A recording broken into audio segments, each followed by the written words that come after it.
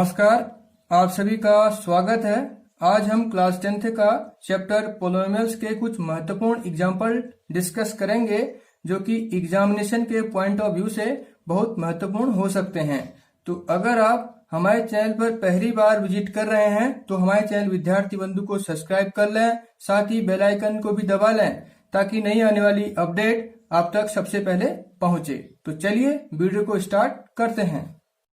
तो चलिए पहले एग्जाम्पल का सॉल्यूशन करते हैं। तो सॉल्यूशन हमें क्या दिया गया देख लेते हैं। सबसे पहले सॉल्यूशन तो हमें दिया गया है क्वाड्रेटिक इक्वेशन हमें दी गई है x square plus 7x plus 10 ये दिया गया है। तो इसको जीरोज को निकालने के लिए हमें क्या करते हैं, इसको जीरोज के इक्वल पुट कर लेते हैं। सबसे पहले काम हमारा ये होता है कि हम इसे जीरो के इक्वल पुट कर लेते हैं।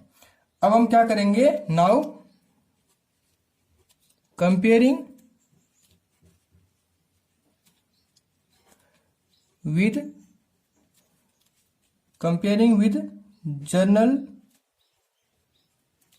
Term of the quadratic equation. तो जनरल टर्म किस फॉर्म की होती है उसको हमने डिस्कस किया हुआ है कि a x square plus b x plus c equals to 0 के फॉर्म की जनरल टर्म होती है क्वाड्रेटिक पोलिनोमियल की।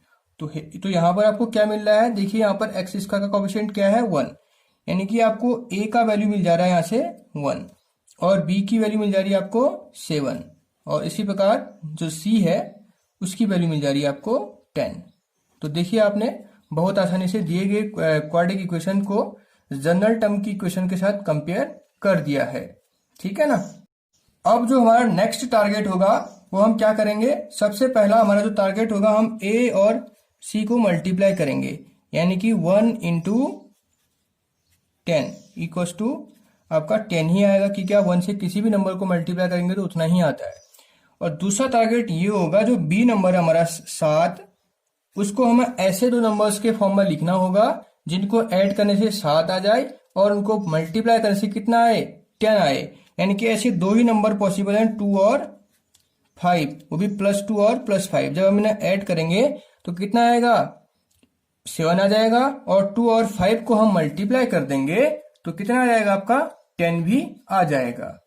तो यहां पर आप एक चीज ध्यान रखिएगा, इसका मतलब यह है कि जो आपका मिडिल टर्म 7x है इसको आप ऐसा लिख सकते हैं, इसको आप लिख सकते हैं 7x को आप 2x प्लस 5x के फॉर्म में व्यक्त कर सकते हैं। यहां से यह निष्कर्ष निकल रहा है। ठीक है ना। चलिए फिर से हम आगे को बढ़ते हैं। तो सबसे पहले क्या करेंगे हम लोग एक्स स्क्वायर और 7x के बदले हम क्या पुट कर देंगे 2x प्लस 5x। इतना आप ध्यान रखेंगे 2x प्लस 5x हम पुट करेंगे 7x के बदले और 10 जो होगा वो सेम ही रहेगा इक्वल्स टू 0। अब देखिए हमारे स्टार्टिंग के दोनों टर्म्स में आपका क्या कॉमन आ रहा है, x कॉमन आ रहा है, यानी कि यहाँ पर आपका x बच जाएगा, यहाँ पर आपका ओनली 2 बचेगा और जो लास्ट टर्म है 2 के वहां पर आप 5 कॉमन ले लेंगे तो यहाँ पर आपका x बच जाएगा, वहां पर आपका ओनली 2 बच जाएगा। ये आप समझ पा रहे होंगे।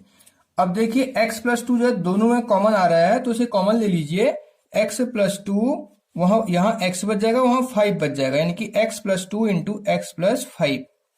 अब दो नंबर्स का प्रोडक्ट 0 आ रहा है, इसका मतलब है कि तो दो नंबर 0 होंगे या कोई एक उनमें से 0 रहा होगा। तो इसका मतलब है कि x प्लस 2 को आप 0 को इक्वल पुट कर सकते हैं या x प्लस 5 को भी 0 के बराबर पुट कर सकते हैं। तो यहां से जब इसे सॉल्व करेंगे तो x की वैल्यू आपकी -2 आएगी और इसको आप सॉल्व करेंगे तो x की वैल्यू कितनी आएगी -5 आ जाएगी। यानी कि जो दिया गया क्वाड्रेटिक इक्वेशन था आपका x square plus 7x plus 10 equals to 0, उसके आपने दो जीरो प्रूव कर दिए हैं -2 और -5। अब इन्हें वेरीफाई करने का हम प्रयास करेंगे। तो चलिए आगे बढ़ते हैं।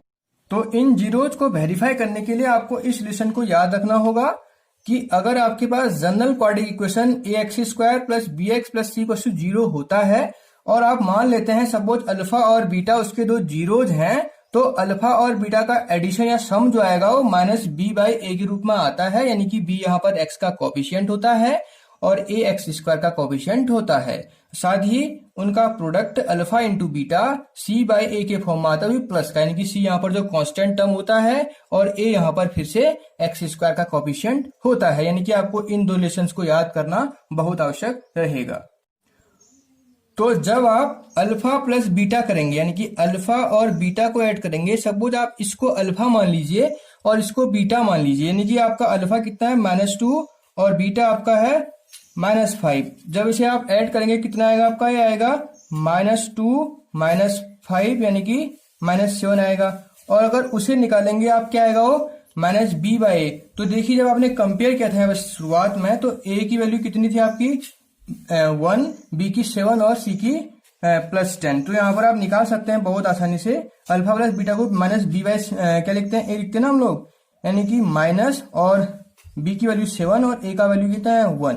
देखिए यानी कि वो भी आपका 7 ही आ रहा है। तो आपका जो पहला रिलेशन था वो वेरीफाई हो गया है। और दूसरे हम उनका प्रोडक्ट देखेंगे तो प्रोडक्ट कैसे निकालते थे हम लोग। प्रोडक्ट का मतलब है कि हम -2 इंटू क्या करेंगे -5 करेंगे और वो कितना आएगा आपका +10 आएगा, जो कि किसके इक्वल होना चाहिए c/a के। और जब आप c का कंपेयर किया तो 10 आ रहा था और एक 1 आ रहा है, यानी कि जब 1 से 10 को डिवाइड करेंगे तो ये भी 10 ही आएगा। तो इसका मतलब है कि आपका दोनों रिलेशन उन जीरोज ने वेरीफाई कर दिए हैं। तो इसका मतलब है जो हमने जीरोज निकाले थे वो बिल्कुल सही हैं। ठीक है ना। जो अगला एग्जांपल है वो इस प्रकार है, find the zeros of polynomials x² - 3 and verify the zeros. हमें पहले उनके जीरोज निकालने हैं, फिर उन्हें वेरीफाई भी करना है कि ये इसके बिल्कुल सही जीरोज हैं। तो चलिए वीडियो को स्टार्ट करते हैं। तो सबसे पहले इसका सॉल्यूशन हम जब करेंगे तो इस क्वाड्रेटिक इक्वेशन को हम 0 को इक्वल पुट करेंगे। ठीक है ना। सॉल्यूशन इसे हमने 0 को इक्वल पुट कर दिया। अब फिर से एक चीज याद रखेंगे कि आप √3 को क्या लिख सकते हैं, 3 को आप लिख सकते हैं √3 का स्क्वायर लिख सकते हैं। इसको आप रिमेंबर करिए, ये आप जानते हैं, मैं ऐसा मान के चल रहा हूं। तो यहां पर आप कुछ नहीं करेंगे, इस वैल्यू को पुट कर देंगे कि x² - √3 का होल स्क्वायर इक्वल्स टू 0। ये आपका इस फॉर्म में कन्वर्ट हो जाएगा। तो आपको ये फॉर्मूला याद रखना पड़ेगा आप कि a² - b² क्या होता है। तो आप जानते हैं a - b इंटू a+b होता है। ये भी आपने काफी पढ़ा हुआ है 9th क्लास में, तो इसको आप रिमेंबर करिएगा। तो यहाँ पर जब इसे पुट करेंगे इसके अकॉर्डिंग जब आप यहाँ पर काम करेंगे तो आपको x - √3 और x + √3 के फॉर्म में आपको ये नजर आएगा इक्वल्स टू 0। अब ये दो नंबर्स का प्रोडक्ट 0 है तो इनमें से तो दोनों 0 रहे होंगे या कोई एक उनमें से 0 रहा होगा। तो इसका मतलब है कि x - √3 0 के बराबर रहा होगा या x + √3 0 के बराबर रहा होगा या दोनों ही 0 के बराबर रहे होंगे। जब आप इसको सॉल्व करेंगे तो x की वैल्यू आपको +√3 मिल जाएगी और जब आप उसको सॉल्व करेंगे तो x की वैल्यू आपको -√3 मिल जाएगी। यानी कि जो गिवन क्वाड्रेटिक इक्वेशन थी आपकी x² - 3 = 0, उसके दो जीरोज हैं वो क्या है, एक +√3 है और दूसरा आपका -√3 है।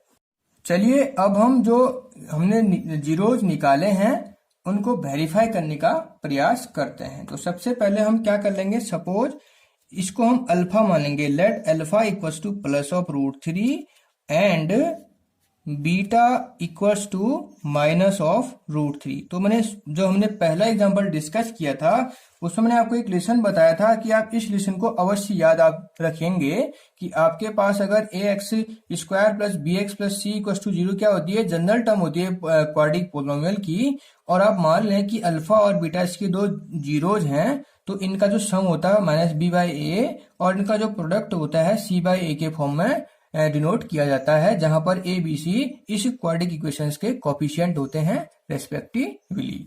तो देख लेते हैं, इन्हें हम वेरीफाई करने का प्रयास कर लेते हैं। तो सबसे पहली बात, हम जब अल्फा प्लस बीटा निकालेंगे क्या आएगा आपका alpha plus beta. Alpha plus beta आपका यहां पर आएगा √3 - √3, यानी कि आपका वो आ जाएगा 0। अभी हम यहां से निकाल रहे हैं, फिर नेक्स्ट में बढ़ेंगे। और फिर देखिए जब आप वहां पे निकालेंगे अल्फा प्लस बीटा, यानी कि क्या आएगा आपका अल्फा प्लस बीटा -b/a। तो देखिए यहां पर b का कोई कोफिशिएंट ही नहीं है, क्योंकि आप जब तुलना करते हैं तो जो जनरल क्वाड्रेटिक इक्वेशन आपकी होती है वो किस फॉर्म की होती है, वो आपकी ax² + bx plus c equal to 0 के फॉर्म की होती है। यहाँ पर आपको x का टर्म कहीं नजर ही नहीं आ रहा है, तो इसका मतलब है जब आप कंपेयर करते तो आपको यहाँ पर b की वैल्यू क्या मिलती, 0 मिलती। यानी कि आप a का वैल्यू कितना मिल रहा है, आपको 1 मिल रहा है। यानी कि आप 0 को अगर 1 से डिवाइड करेंगे तो आंसर तो 0 ही आएगा ना। तो इसका मतलब है कि आपका जो पहला रिलेशन है वो वेरीफाई हो गया है, यानी कि जो जीरोज आपने निकाले थे वो पहले रिलेशन को वेरीफाई कर दे रहे हैं। और दूसरी बात, जब आप इनका प्रोडक्ट निकालेंगे अल्फा इंटू बीटा तो वो क्या आएगा, √3 इंटू -√3, ठीक है ना। तो जब आप √3 से √3 को मल्टीप्लाई करेंगे तो ये 3 हो जाएगा और बाहर से एक माइनस आ जाएगा। वो वहां पर क्या आता है, c/a आता है उस रिलेशन के अकॉर्डिंग। तो जब आप तुलना करेंगे c क्या मिलेगा आपको, -3, और एक क्या मिलेगा आपको, +1, यानी कि आप लिख लेते हैं -3/1, तो फिर से क्या मिल जाता है आपको, a -3। यानी कि आपके दोनों रिलेशंस वो जीरो ने क्या कर रहे हैं, वेरीफाई कर रहे हैं। तो इसका मतलब है जो हमने इस क्वाड्रेटिक इक्वेशन के जीरोज निकाले थे, x इक्वल टू +√3 और x इक्वल टू -√3, वो बिल्कुल सही हैं। तो इस प्रकार आप किसी भी क्वाड्रेटिक इक्वेशंस के जीरोज को वेरीफाई कर सकते हैं, साथ ही उन्हें निकाल सकते हैं।